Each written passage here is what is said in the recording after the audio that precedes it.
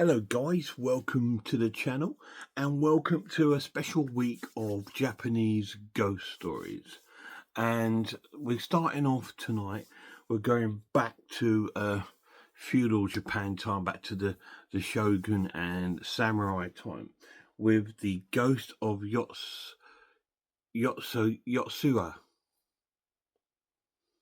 on Blu-ray here, released by Radiance. Yes, it's called The Ghost of Yotsuya. Now, I believe this is like a classic Japanese ghost story. The premise and the sort of like synopsis of the film, it's about a samurai called Iman or Lemon. His name's like that, and it's about him and his story of him and his wife. Who live quite humbly in their abode, and he's struggling to find work. He's a retainer for like a shogun, and he's sort of like struggling for work at the moment. There's none about. And he goes to meet one of the sort of like employees of the town to get a job there. But it's quite unsuccessful, and he's just sort of like shunned upon and looked down. So he goes home, and sort of like after having discussion and row with his uncle and stuff like this. And we meet some other characters. We meet his wife, and we meet his wife's sister, who works in this sort of shop, and she also at night works in a I don't want to call it a whorehouse or anything like that, but it is kind of like that. And she works there sort of like in at the night time, and there's a guy that sort of fancies her, and we meet him as well, but she's not interested in him because of like I don't know other reasons. Anyway, back to Lemon, and he goes out fishing quite a bit and does a lot of fishing, trying to catch food because they've got no sort of money and things like this. And he does little jobs now and again, helping out sort of local folk of bad sort of guys. Anyway, after he's sort of like applied for this job and he's sort of unsuccessful, he goes into like the local sort of town, I suppose, and into like a bar to have some sake because they're out at home and they haven't got money to buy more. So he goes to this bar, and there's other sort of guys in there, sort of jibber jabbing away. And then we see two girls being chased by a group of drunk guys, and they run into the bar asking for help, and these three other sort of guys sort of shun him. They said, "No, we're not helping." And she's the daughter of like this I don't know if it's like a mayor, but it's like a highly respected guy. He's the daughter, the one where Lemon went for an interview for. Anyway, so that they refuse to help her, and they go and leave her behind. So she then they two women run and find Al Lemon sort of like having his drink on his own and ask him for help. At first, he doesn't want to help. And then the guys come in and they sort of grab the girls, and he doesn't like this, so he does stand up for them and he beats the hell out of these four guys. He doesn't kill them. He keeps his katana sword sort of sheathed, but he hits them with the sword, and they all sort of run off. And the two girls are so grateful. And they sort of talk to him, "Oh, thank you so much." And he goes, "Oh, don't worry about it, don't." And he walks off. But they want to know who he is. And the young girl, the daughter, has taken a shine to him, and she wants to know who he is. Anyway, she finds out who he is, and by one of these other characters that we've met, the one that sort of fancies the sister of Lemon's wife. He goes back home, and I think he's got a bit of a guilt complex because he's sort of like sussed out straight away that she likes him, and he had this sort of like little look at her as well, and he sort of like feels sorry for his wife, and they decide to go out for the evening. But they get interrupted before they get to go out, and he has to go and do a job. And this job takes him to the house of the daughter, and so he goes in, and she just wanting to invite him to thank him, and she's then straight away tells him her undying love for him and how she wants to be his wife. And he tells her, I've got a wife, and all this sort of thing. Oh, but if you didn't have a wife, you could just care for me, sort of thing. And all this sort of stuff going on. And the poor wife is sort of started to suspect it. They've also got like a servant at home who sort of like seems to be quite into his wife. There's a lot of love triangles going on here. And all this sort of stuff sort of happens. And then eventually his wife becomes ill. And they think he's been sort of like poisoned by something. But we find out that the big boss, the guy, is trying to get rid of his wife so his daughter can marry Lemon, because she just infatuated with him. And so anyway, but she gets ill, and the doctor says there's only a special medicine they can get from China.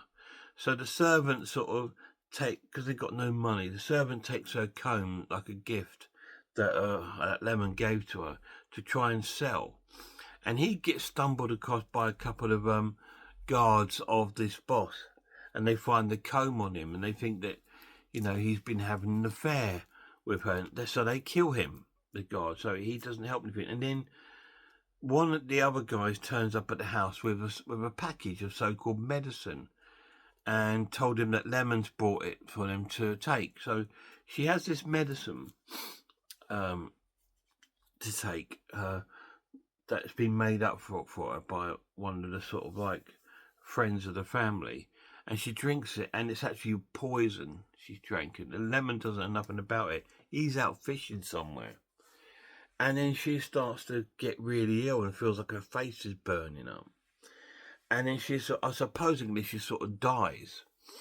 And because they throw her body into the lake by the house where he goes fishing. And then her face is so disfigured, and she looks so ghastly. And so then people start seeing her everywhere, and the ghost of her starts seeking revenge on the daughter of this boss, and in his family, and then ultimately Lemon as well. So the ending of the film, which I don't want to say to spoil it, it's quite a dramatic ending, and it's full on, quite scary and eerie sort of look to the film, and it looks absolutely amazing.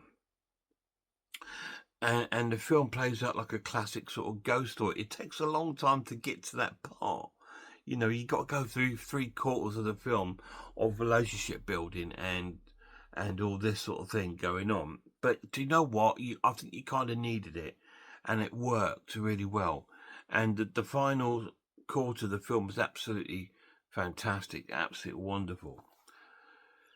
So what do I think of the film? I think it was absolutely amazing. Such a cool film. I really loved the film. So I'm not going to waste time. I'm going to score it an amazing watch and give it a 9 out of 10. That's how good it was.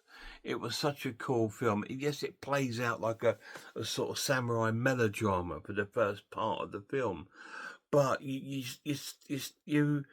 kind of like the characters. You like Lemon, but then you feel really sorry for his wife. But to be honest, I think that was their culture back then. The wife was sort of like the hushed up behind sort of thing, walk behind sort of way. And if he's going out, she's got to say, okay, I'll do your washing, I'll make you dinner while you're out. It's all that sort of thing. And it's like you feel sorry for her. And so does a servant, because, and all this. Although we see kindness from Lemon in the film when he gives her this comb and offers to take her out. but unfortunately that gets stopped because he gets pulled in to do a job. And you feel really sorry for her.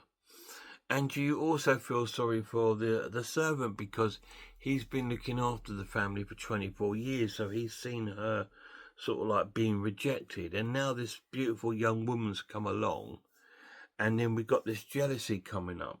We've got a jealousy ride of the young woman to Lemon's wife, and Lemon's wife to the young woman. There's a jealousy thing going on. Because there's one part of the film where they sort of see each other, and you see this evil glare at one another, and it's quite startling is the word probably, and it's absolutely wonderful. And when we get to the last part of the film, when the ghost appears, it's absolutely fantastic. The makeup in that, it looks really cool, and she does look quite scary because of the lighting and stuff like that. She puts her comb through her hair, and the hair falls out, and it's kind of really cool. And there is some there is some gore in it, not a lot, but there is some. It's a samurai film, so you will get some gore, obviously, because of the samurai swords. But it does play out. You've got a lot. If you're a samurai fan, you will love it. If you're a horror fan, you will love it. So if you love them both, it's probably in your element. It's that sort of film. But be warned that it is 3/4 of a melodrama, like there's sort of love triangles and things going on, and the sort of lots of Japanese customs and traditions come in, and the sort of the samurai sort of way of a unemployed samurai, and how still respected he still is, but although he's quite humble. It's absolutely wonderful. And then we get to the horror part of the film, and it turns into an amazing film. Absolutely awesome. The Ghost of Yotsuya, 9 out of 10. Any of you guys seen it? If you have, let me know down below what you think of it. It's such a cool film. I had a real good time watching it. I'm not a huge J-horror fan. I do like them, but it's not my go-to. There is some wonderful J-horror films like Pulse and Shutter and things like that. Shudder, sorry, and they're really cool films. But this going right back to when this film was made. I don't know the year of the film. Maybe I can have a look in here. I think it does tell us down there. I think it does tell us the year of the film, if I can focus it for you. So, 19... I don't know if it's 1950 or 1969, I'm not sure, but it's of its age, but it's really cool because it's set way back in the samurai time. It doesn't matter what year it was made, because you feel like you're back in that time, and it really sort of works really well. It's a studio based film on sets. You can see their sets, but I quite like that.